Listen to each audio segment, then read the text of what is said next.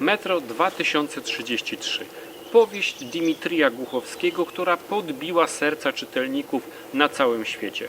Autor publikował jej fragmenty w internecie i rozwijał akcję zgodnie z sugestiami czytających. Sukces był olbrzymi.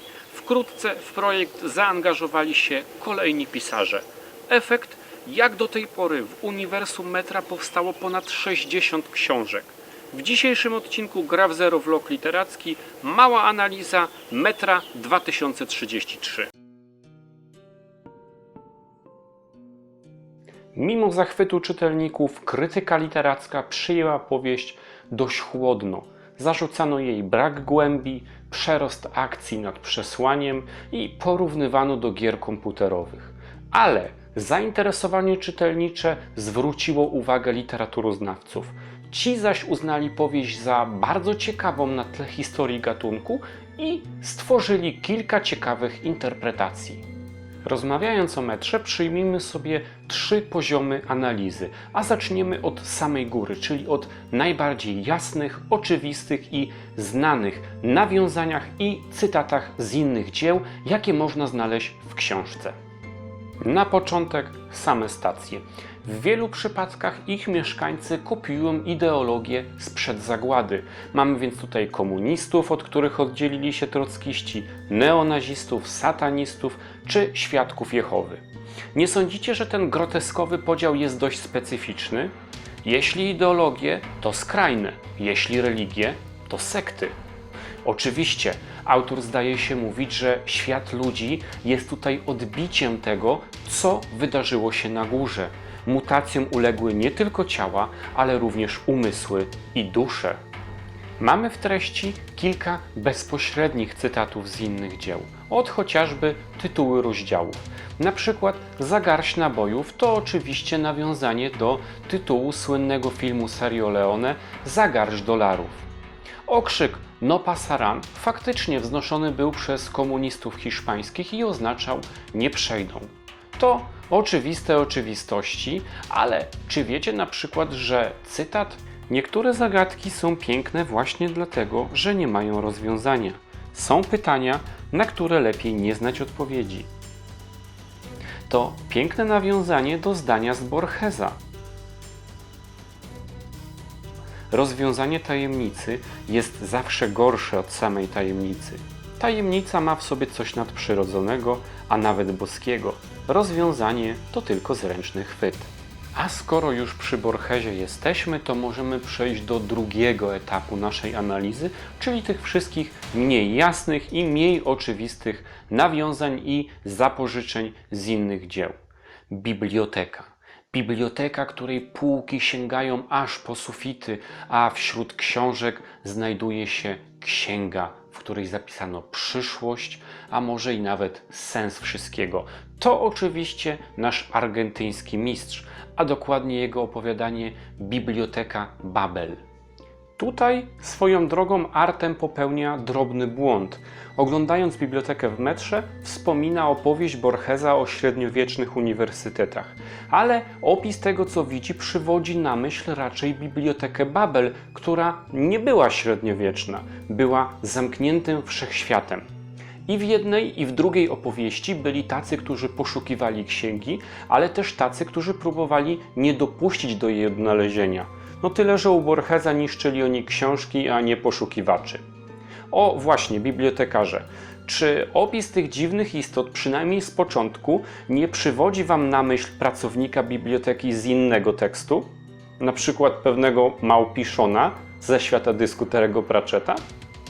Inny ciekawy i ambitny trop literacki to oczywiście kult Wielkiego Czerwia, przywodzący na myśl Freemanów i Szejchu Luda z cyklu o Dunie Franka Herberta. Tutaj jednak Głuchowski podejmuje polemikę z oryginałem i idzie w zupełnie inną stronę. Duna była nazywana jedną z pierwszych ekologicznych science fiction i w metrze problem ekologii jest również bardzo ważny. Tyle, że Głuchowski dystansuje się od wszystkich ideologii. Człowiek metra jest w stanie spaskudzić nawet miłość do przyrody, która w rękach fanatyków niesie zniszczenie i śmierć. Niechęć do ideologii zdaje się podzielać też na poły realny Siergiej Andrzejewicz, którego Artem spotyka na stacji Polianki. Kim jest ten dziwny mężczyzna, który nieco wbrew sobie popycha głównego bohatera do dalszej wędrówki? To tytułowy bohater opowiadania Władimira Sorokina, współczesnego rosyjskiego pisarza, nauczyciel hipokryta, który wywiera na swoim uczniu tak wielki wpływ, że ten w finale tekstu zjada jego odchody. No dobrze, przejdźmy więc na najniższy poziom naszych interpretacji. Spróbujmy się skupić na najmniej jasnych i najmniej oczywistych ujęciach całości i grach literackich. Bardzo ciekawą interpretację przedstawiła Katarzyna Żukowska, która wykazała podobieństwo wędrówki głównego bohatera przez metro do wędrówki Dantego przez piekło. Bezkres metra, brak Boga, bezcelowość wszelkich działań to faktycznie przypomina wizję piekła. Świadczyć mogą o tym jeszcze dwa fakty.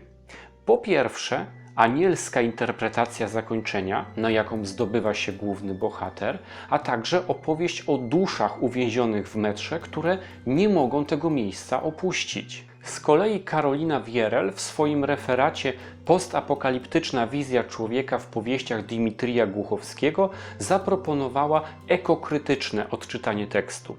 Ekokrytyka to taki nurt w literaturoznawstwie, który, mówiąc wprost, proponuje odczytywanie tekstu, patrzenie na tekst, na opowiadania, na powieści przez pryzmat jego stosunku do ekologii i do samej natury. Metro 2033 jest więc zdaniem badaczki powieścią, która sugeruje konieczność zmiany antropocentrycznego stylu myślenia. Innymi słowy, człowiek nie powinien uważać się za centrum wszechświata, za koronę stworzenia. Jest jednym z wielu stworzeń, które zamieszkują tę ziemię, a z całą pewnością nie tym najszlachetniejszym. Co więcej, człowiek u Głuchowskiego nie jest też najpotężniejszy. Jedna z moich ulubionych scen z powieści to ta, w której Artem obserwuje dwa walczące gatunki mutantów. Pamiętacie starego King Konga i scenę, w której ludzie patrzą na pradawne potwory, które na ich oczach toczą śmiertelny pojedynek? W metrze jest to ukazane w jeszcze bardziej dobitny sposób, bo całość nie rozgrywa się w dżungli, czyli w domenie natury, a w dawnym mieście, czyli tam, gdzie kiedyś rządził człowiek. Metro 2033 to apoteoza zdrowego rozsądku, otwartości i tolerancji. Można się oczywiście z autorem nie zgadzać, ale trzeba mu przyznać jedno. Stworzył książkę ciekawą, pełną licznych nawiązań i możliwości do interpretacji. Mam nadzieję, że mój film się Wam podobał i dacie mi suba, albo chociaż obejrzycie recenzję innej postapokaliptycznej powieści Kompleks 7215, której akcja rozgrywa się m.in. tutaj, w atomowej kwaterze dowodzenia. A zatem do zobaczenia w następnym odcinku Gra w Zero, vlog o literaturze, o książkach, o kulturze, bez pardonu.